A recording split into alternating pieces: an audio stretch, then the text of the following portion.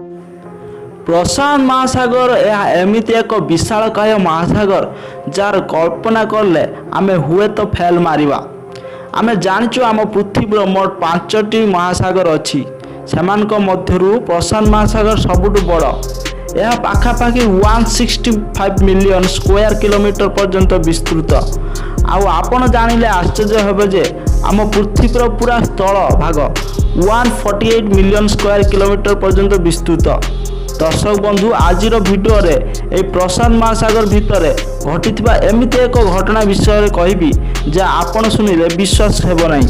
तबे ए गभीर महासागर एक रहस्यमय घटना संपर्क में चलतु जानिबा। भिडियोटी को देखा पूर्व आपण मानक मोर छोटिया रिक्वेस्ट, जदि आपण माने मो चैनल टी को सब्सक्राइब करना तो सब्सक्राइब करनियंतु एवं पाखरे थिया बेल आइकन को प्रेस करी ऑल नोटिफिकेशन को सिलेक्ट करंतु, जा फल अनेक रहस्यमय वीडियो आपण माने सर्वप्रथम देखि पारिबे। प्रशांत महासागर विस्तृत जलराशि मध्य किछि आइलैंड रही, किंतु जदि मैप रे देखिबा ए आइलैंड गुड़िक महासागर भितर छोट छोट बिंदु परि देखा जाए। आउ ए सबु आइलैंड केवल पहाड़ और जंगल रे भरा। एठारे सबु आइलैंड रे मनीष रुहंती नाही, किंतु किछि किछि आइलैंड रे मनीष रुहंती।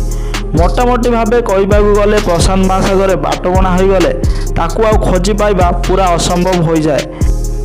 एमिति जड़े व्यक्ति थिले जी कि विशालकाय महासागर एकुटिया निखोज हो जाइथिले, ता पुणी गोटे दिन किंबा 2 दिन पाई नुहे बरं 483 दिन जाए।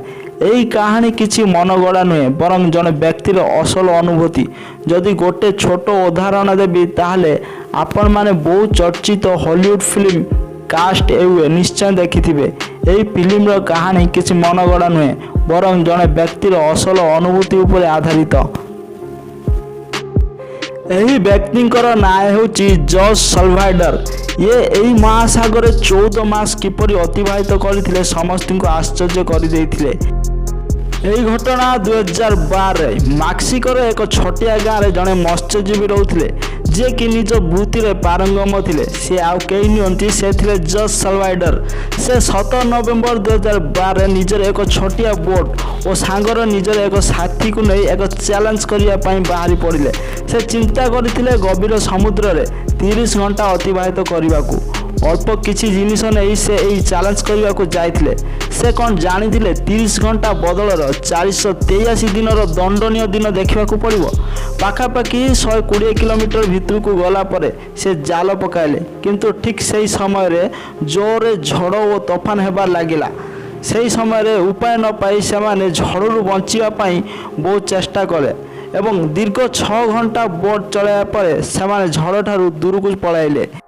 किंतु बड़ असुविधार पार हो जावा कथा भाभी से आउ एक बड़ असुविधा आड़ को चली जाइथिले। एते घंटार मोटर बोट चलवा हेतु ता अचानक खराब हो जाइथिला और सेमानक पाखरे बोट चलाइबा आउला मध्य नथिला।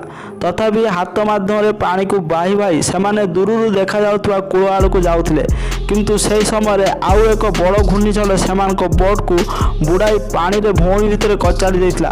तथापि सेमाने बंची गले।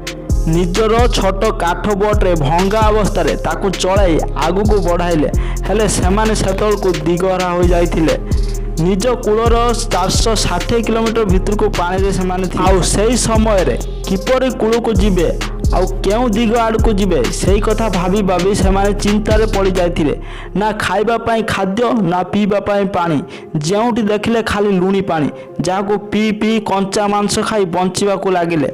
सेमानक बोट एते छोट थिला जे दूर को केई देखि भी पारिबे नाही।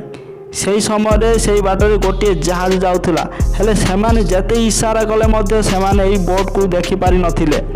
एमिति किछि मास गला परे जोश तांको साथी डर और भय और चिंतार पानी को डेई आत्महत्या करथिले, किंतु जोश एबे भी बंचिबार आशा नहीं प्रयास करुथिले।